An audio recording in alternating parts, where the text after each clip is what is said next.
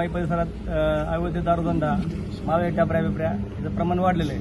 अनेक वेळा यावरती ग्रामस्थांनी आंदोलनं केली, अनेक वेळा निवेदन दिले पोलीस स्टेशनला, पण ते तात्पुरत्या स्वरूपाचं बंद होतं त्यावेळेस.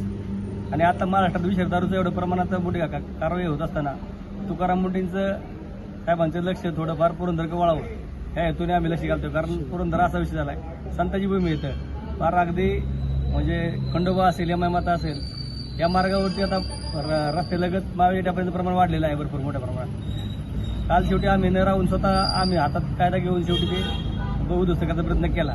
आजही आमच्या तिकडे बऱ्याच वर्षापासून हातबट्टी चालू आहे अवैध. वारंवार निवेदन दिली, वारंवार पेपरला बातम्या गेल्या, पण त्याची कुठलेली पैसे दखल मोठी घेतली गेली नाही. शेवटी न राहून आम्ही मग जाऊन ते रेड हँड पकडून कारवाई उद्ध्वस्त केली.